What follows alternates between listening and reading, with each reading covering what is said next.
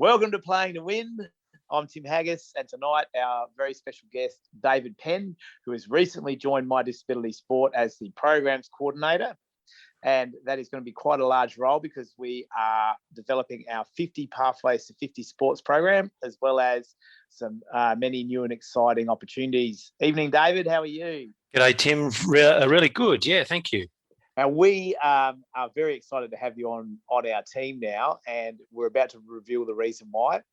David is not just an ordinary person who saw a job advertised and thought, I could do that. He is born into this world to be who he is about to become. So, David, could you just tell us about your life growing up and your parents and the impact that they've had on the world of disability and more particularly vision impairment? Yeah, sure. So Dad, Malcolm, lost his sight when he was 4 in an accident. So he became totally blind as a child. He was living out with his parents out on the Nullarbor. So his dad was working on the railway out there. And then after his accident, Dad came to Adelaide, spent some time in hospital, and then he went to he did his schooling at Townsend House and then at Pulteney. And then he went into, he got a scholarship to study law at Adelaide Uni and became a lawyer. So he was the first totally blind person to graduate in law and be admitted to practice law in South Australia. After he had started his law career, he met my mum, Rosemary. That, I guess, led Mum into her interest in the area of vision impairment and disability. And so together, for a long time, they were very active in the area of vision impairment and disability. So Dad was heavily involved in blind cricket, as you know, Tim, from say the late 1960s and played through the 1970s, 80s into the 90s. He was on the committee for a long time. He was very influential in national blind cricket as well, and we might talk about that a bit later. And Mum, of course, through Dad, was also heavily involved in blind cricket, and then became involved in other disability organisations like Radio for the Print Handicapped, which she worked with as a volunteer and as a paid employee for probably 20 years. And that was partly, almost entirely due to Dad's interest in hearing the daily newspaper being read. So that's how she got into that. And then, of course, together they did a lot of work on a scholarship for disabled students, which has been going now for 30 or 40 years. So I guess I grew up with all of that in that environment. And so as a kid, I was around Mum and Dad, and I was around Dad's cricket. So I was around blind cricket because literally as long as I can remember. And I think probably even, Mum said that, she was pregnant with me when she was at a game at one of Dad's games. So I've literally been around blind cricket all of my life. And I'm still involved, so I'm. We'll get to all of your positions and things. Sure. There are a couple of things I want to go back over, if you don't mind. Yeah. Firstly, you did breeze over the fact that your dad became the first totally blind lawyer in South Australia. As a vision impaired person going through the education system in the late 70s, early 80s, I know that there was very little available for me, and I had a bit of sight. Being totally blind, and I've did an interview with Peter Greco a couple of months ago, and he talked about lugging his braille and books to school, and the braille books are so thick because the paper's so thick and with the dots and everything that you couldn't carry all your textbooks around with you. And so studying was to do the volume of work that needed to go into a law degree took a team of people supporting your dad, I imagine. And I think that probably the big story is about your mum and dad meeting when she was reading to him, like during his uni degree. Yeah, that's right. So, you're right. Dad was supported by a whole team of people who took turns in reading his textbooks to him. Because, as you can imagine, doing law, a huge amount of reading involved.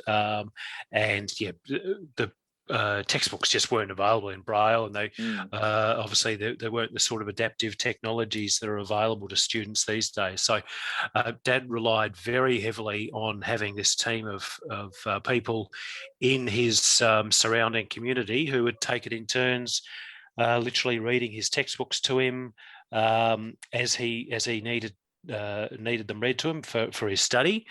And they were people that he knew through either service clubs or his church or other friends, and probably some of the uni students helped out as well. But Dad had one friend, Ron Roberts, who was a regular reader for him, and Ron's wife was Paula. Paula had come out from England in the 1950s, and Paula's cousin was my mum, Rosemary. And right, so that's how it all worked out. So Mum came out from England in about 1966 to visit Paula, and stayed with Paula and Ron. And the story goes that Ron was on the team of readers, and sort of one night Ron had to go, and the story is he had to go to a committee meeting for the Adelaide University Soccer Club because he was heavily involved. Well, there's another link up. Yeah, that's right. So he was unavailable to read one night, and so Mum, as a visiting English young lady, stepped in and started reading to Dad, and that's how they met. So that's how that story goes. That's incredible, because I think it's really important that people understand how significant your dad's effort was. I mean, obviously he had a team of people helping him, but he had to still pass the exams and do the work and get it all done. And there's probably no way we can explain that, but he was a groundbreaker all the way through. Yep. You grew up in a family that were very focused on the community. Your mum did lots of community stuff as well. Yes. And so you knew about the community, but in your future life, and this is the other link up, are you president of the Adelaide University Sports Club, or are you just on the committee? So I'm president of the board of management of the Adelaide University Sport, or Adelaide University Sport and Fitness, as we're now called. So that's the organisation that looks after all university sports clubs and recreation clubs. And so we've got 35 or 36 registered clubs at university that offer all sorts of sports to the university community, to graduates, and to the wider community.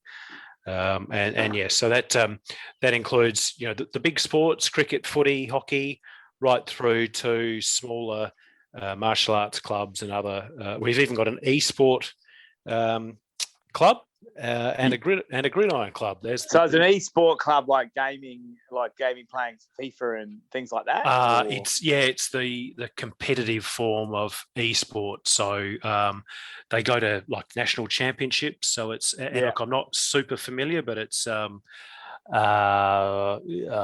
of Legends and those sorts of gaming, competitive gaming that they're into. Yeah. So wow. You've got quite a bit of work there as in your community, because obviously you've taken you and your brother Phil, and we should mention Phil because he's a very passionate lover of blind cricket in particular, and cricket in general actually. So yes. The one thing about, I've known both of you since you were probably about 6 and Phil was about 4. I've known both of you that long, and it's pretty amazing that like where we're at currently today, having this conversation. And we're going into a new venture in a disability community, and I think it's probably that I'm probably more proud to work with you, because I think you come from a huge legacy, your family, and all you're doing in sport, and we're lucky enough to have you looking at our 50 Pathways to 50 sports program, which is what we're wanting to provide. So I'm not going to ask you too much about that because I know all the answers. Yes. But we'll talk about some of the ideas or some of the ways that disability sport works in a little while. But have you? I mean, your presence, your personal presence in the disability community, are there other things you're doing besides the university sport, or are you on other committees? Yes, so my main sporting background at uni was to play cricket. So I started playing cricket for Uni Cricket Club back in as a graduate in the 1990s, and I'm still there. So I played for about 20 years, and I've been coaching their women's cricket program for the last 10 years. So I look after women's cricket. We've developed a SACA side, a community side, and we've got now two junior women's or two girls teams. So I look after women's cricket for Adelaide Uni, and also have an involvement with the I help to administer the Sir Charles Bright Scholarship, which is again something that Mum and Dad worked very hard on, which is a scholarship for disabled students who are going on to do tertiary education. So anybody who's got a recognised disability who wants to go on and further their tertiary study has the opportunity to apply for one of those scholarships. So I do that work. So I'm a trustee of that scholarship. And also I have an involvement with the Cricket Society. They call themselves the Cricket Lovers, the Australian Cricket Society here in Adelaide, which is a little sort of social group of people who are just keen on their cricket. We organise regular speakers about cricket and do a bit of fundraising, and one of the organisations who gets a donation is the Blind Cricket South Australia. So that's another one of the links. Yeah, there are plenty of. So as you start this new adventure of being the programs coordinator at My Disability Sport, and we're looking at the moment I guess you've got a good perspective of the entire disability community, the various organisations operate within it. What do you think we can do to, apart from providing a directory of support, but what do you think we can do or should do to give our community the best opportunity to access sport or just get fitter and healthier? Yep. Well, look, I think even in the conversations that you and I have had, it sort of struck me that there are things available already that we can just work on making some partnerships with existing programs and existing organisations. If you take sort of my knowledge of university sport, there's 36 clubs which each represent a different sport. So there's 36 different sports that have a basis already, and it's probably just a matter of starting to talk to them about how they can offer opportunities for people with disabilities. They may even already, and I know that some of our university sports do have disabled students who are involved in sport. One example I know of, we've got a very successful rowing club at Adelaide Uni, and one of the recent rowers has been Will Smith, who I know qualified for the Paralympics. So there's already not to be confused with Will Smith, the Prince of Fresh Prince of Bel-Air. I was thinking of that just the other day. You better be clear about that. Yes, different Will Smith, very, very different Will Smith. But so that shows that there are already people with disabilities who are involved in, I guess you can sort of say mainstream sports organisations, and some of those sports clubs perhaps just need a little bit of help to help to offer an opportunity for someone with a disability. They may not have thought about it or had the opportunity, or some organisations perhaps are a bit nervous about engaging with people with disabilities. And so I think one key part of the role is probably going to be actually making those connections and saying, well, look, you've got for example, a rowing club. There's no reason why someone with a vision impairment can't come to your club and learn how to row. Or we go to the athletics club and say there's no reason why someone with a hearing impairment can't join in running or do. So there's plenty of opportunities there, and then obviously some of the bigger the state sport organisations like the SACA and the SANFL. We know that they've got some resources to put into programs, and so again, it's just making the contacts and giving them some help to sort of get started and making their own connections in the disability community. So yeah, that's probably some of my ideas around what we can do. Because we are pretty excited about one of our first connections with the AFL and the SANFL to introduce AFL Blind, which is a vision impaired version of AFL. Yeah. There's already footy for people with a hearing impairment, people with living with an intellectual disability, and a version of wheelchair football, which I'm not sure is played in South Australia. We'll have to look into it. But Yep. The AFL and SANFL are both very responsive, aren't they, to wanting to work with the various groups. They are, yeah, and again, probably there's a bit of leadership in Victoria with footy. So, South Australia doesn't want to fall behind the Victorians, and so as you and I already know, that there's a lot of interest within the SANFL, and hopefully we can sort of push that along and make sure that they stay working on developing that program and get over some of the problems of finding the appropriate venue, finding enough players to get started to begin with, the supply of balls, which is obviously a bit of a logistical problem at the moment. But it's very annoying, but we'll get there eventually. Yep. But so the thing with most, particularly the blind sports, is that the ball is never going to be the same as a normal ball. It's got to they've got to have some sort of mechanism for it to beep or ring or whatever. Yeah. And these things take time. But still, tennis is the same. The ball is probably a little bit unsatisfactory because it's just soft and it blows around in the wind and you can't.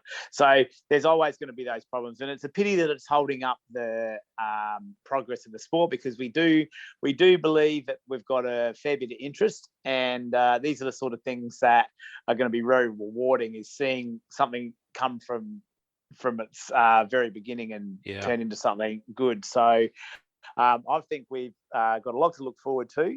And I think that we're really excited. The whole of My Disability Sport South Australia are excited to have you on board, David, to be leading this program. And I think what we'll probably do is we'll have regular conversations going forward about different progresses that we're making with different sports. So we can tell our 11 listeners all about it, so they can be the first to know. And maybe they can share our thing. But thanks for coming on tonight and talking to us, and we will we'll get together really again soon. Absolutely fine, Tim. Great to speak to you about it. And look, I'm really excited about what we can what we should be able to do.